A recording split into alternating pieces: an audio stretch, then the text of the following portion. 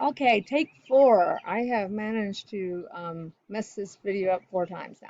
No, 3 times. This is my 4th time. So, quickly, today we're doing something different. Letter to the editor. Um, it's I'll give you a few simple steps as my subtitle indicates, and to help you write a strong letter, form an opinion, and support it. So it's designed to help you form an opinion on a topic important to you, to just pick anything. You have many opinions. The thing that this is going to help you do is think about why you have that opinion. I could be like, I think the grass is really blue. Well, most of you probably think I'm crazy if I said that. But why would I decide that I want to say that it's blue instead of green? Unless I have some sort of, ocular disorder, then, I'm probably just talking out of my behind. So form an opinion on top of that, and it's important to you. Also think about what is important to you. Develop a claim. Why is it important to you, and why should other people care? Why does it move beyond your personal thought? To support a claim with evidence. Again, if I think the grass is blue, and I'm like, well, that's just my opinion, it pretty much is going to stop there. I have to prove, and it's just a wrong statement. It's not even truly an opinion, right? It's just wrong. So what is your opinion? I think that Honda Fits are the best small hatchbacks there are. Uh, Maybe I have a great one, but maybe I know 10 other people with Honda Fits and they have the same phenomenal experience. I could use that in a literature editor. Is it documented? Is it peer reviewed? No, but I can. If I really want you to believe me, I would go look at safety tests, gas mileage, and I could break it down to those things. That's real evidence. You could use either one. You can use the personal experience, and you'll see from some of our examples later, or the hard evidence. Professional opinion writers use actual hard evidence. And here's the most important thing: write in a clear, short form. I want you to practice not wasting words. Don't waste any sentences. When you write, every sentence should matter. Even if you're writing an 8-page, 15, 30-page paper, every sentence needs to be there for a reason. And practicing short forms like a letter to the editor allows you to practice that short, having a reason for everything because you don't have room to waste. So why do people write letters to the editors?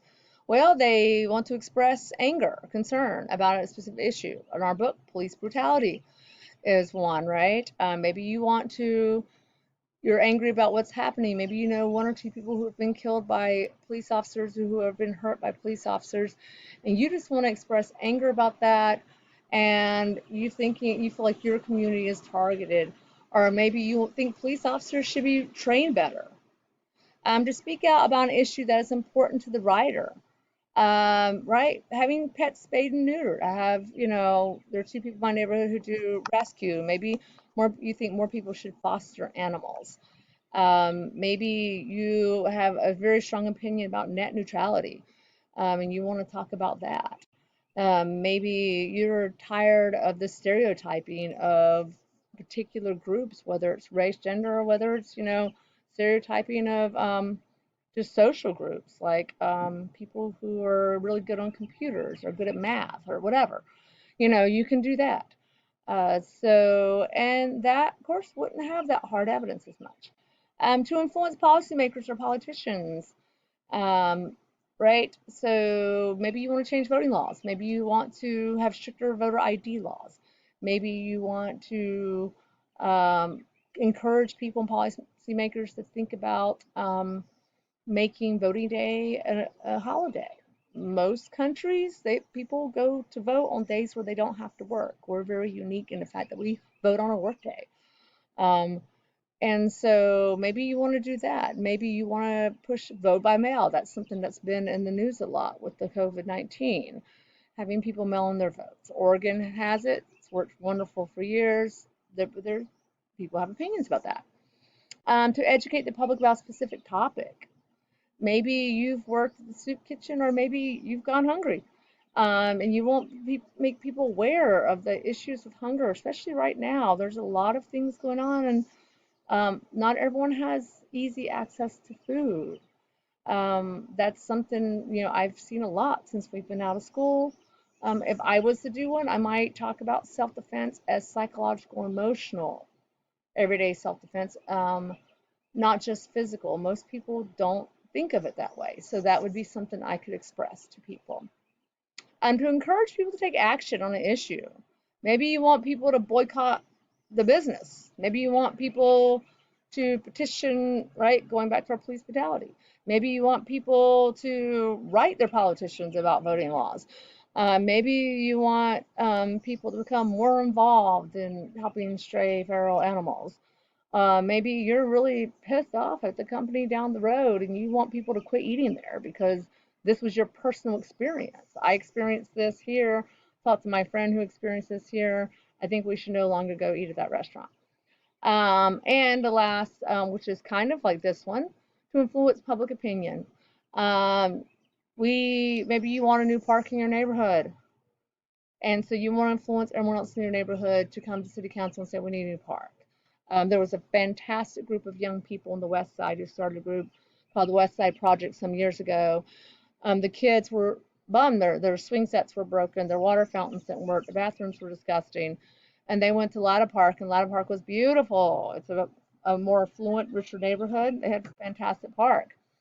So they went and started a letter writing campaign, and they took pictures of both parks. And once they got the momentum, they went to City Hall and they presented. They were like, "Hey, look at this. Why don't we have what they have?" And it was fixed because it's public money, and no one in the city council was going to say because y'all are poor. And those kids knew that. They were smart about it. And so they put them on the spot, and they've got their part fixed. So these are things that you can do and things that you can write about and think about. Okay, quickly. How? Open with a salutation, dear editor. Very simple. Grab the reader's attention, also stating the issue in the first sentence. Maybe mention an event or personal connection, which others may relate. Explain your issue, why it's important. Give some evidence that shows why the issue is important. So 3 and 4 are kind of the same but different. So right, it's why it's important to me, then why it should be important to you. 5, explain what you think should be done about the issue. Don't just throw this out now and go, this is a problem. Well, give me an option. Call others to action. This is optional. It's not in every letter. And get out. Thank you sincerely, and then your name. Get in, get out. Keep it quick, simple. It should be brief and to the point, between 300 to 500 words. I want 2 paragraphs. 500 words is a little bit longer than I would ask. I would say, yours would probably fall around 350 to 400. So that's what you want to do. So let's look at some examples of letters to the editor. Here's one. This is from a student.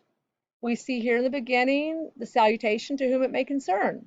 They don't know who the editor's name. So you can make up an editor name. Dear editor, Gonzalez, and then start writing. So salutation, that's a hello.